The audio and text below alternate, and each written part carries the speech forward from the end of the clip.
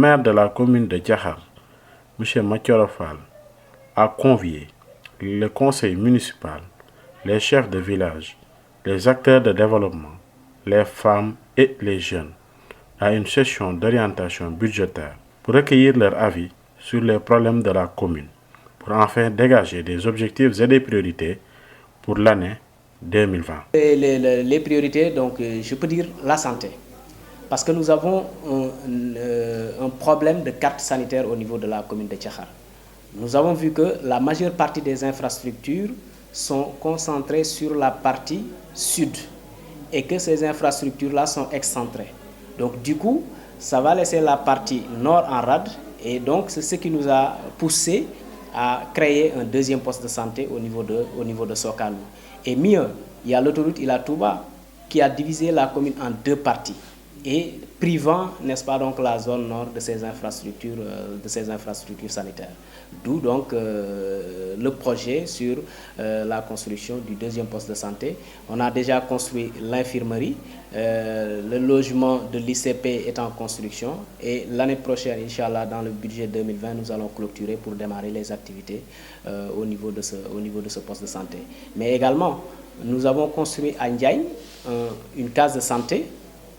Tout ça pour améliorer la carte sanitaire. À Mboyen, Fakan, dans cette zone-là, Kersaer, Dara, il y avait une case de santé, mais qui était en état de délabrement très avancé.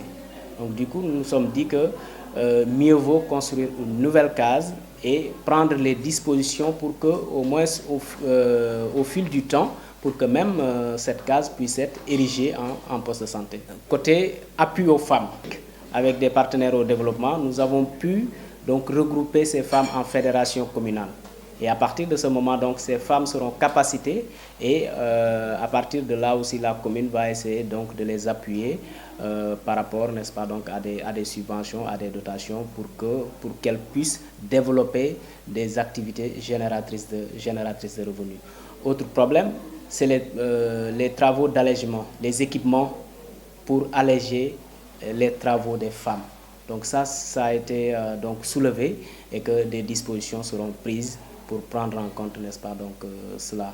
Du point de vue éducation également, donc là, à chaque fois, donc la commune met un accent sur ce domaine-là. Parce que l'éducation et la santé sont des secteurs prioritaires et à partir de ce moment, donc des programmes, d'importants programmes sont mis en œuvre dans ce secteur.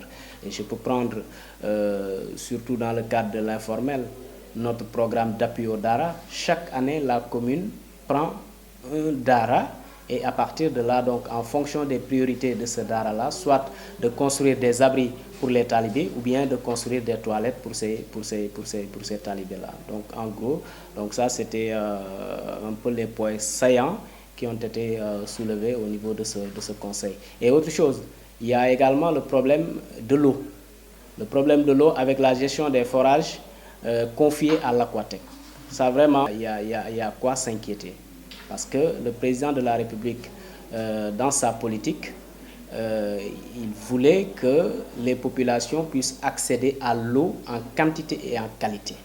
Mais malheureusement, au niveau de la mise en œuvre de ce programme-là, les populations rencontrent d'énormes difficultés liées à l'opérateur, n'est-ce pas, qui exploite actuellement les forages.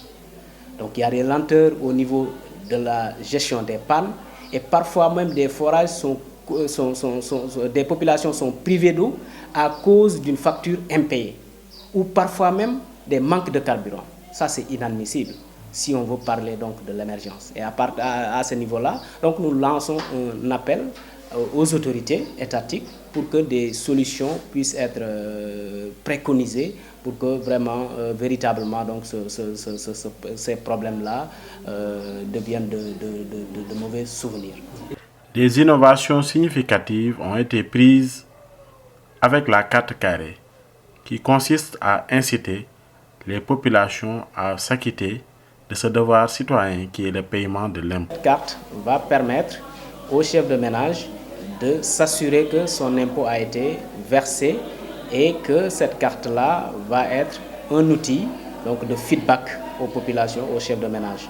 Donc là, par rapport à cette initiative, donc, une réunion de sensibilisation a été effectuée.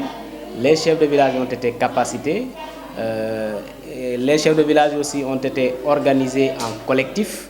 Et à partir de ce moment, donc, la commune a doté à chaque chef de village un cachet. Et à partir de ce moment, maintenant, donc, des recensements administratifs sont effectués annuellement. Et à partir de ce moment, donc, des fiches de récap sont remises aux chefs de village qui va leur permettre de pouvoir collecter l'impôt. Maintenant, une fois que l'impôt a été collecté par ces chefs de village, ils viennent au niveau de la commune et là, on établit des ordres de recettes. Une fois que l'impôt est versé au niveau du trésor, c'est à partir de ce moment maintenant que la commune va établir la carte carrée qui va être visée par le maire, mais également par le chef de village. Ce qui nous a valu cette année donc d'être primé au niveau de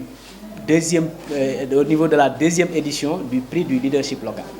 Donc, c'est une conférence de partage, une conférence nationale de partage sur les bonnes pratiques. Cette année, nous étions 130 collectivités à déposer et sur ces 130 collectivités à déposer donc, leur candidature, 30 collectivités ont été retenues. Et heureusement, dans le département de Bambey, dans la région de Diourbel, c'est la collectivité locale de Thiakhar qui a été primée.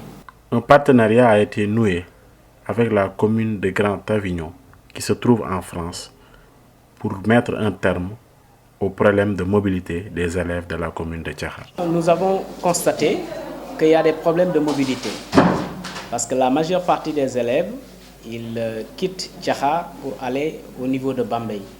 Et à partir de ce moment, donc, nous avons vu que ces élèves-là rencontrent d'énormes difficultés de transport.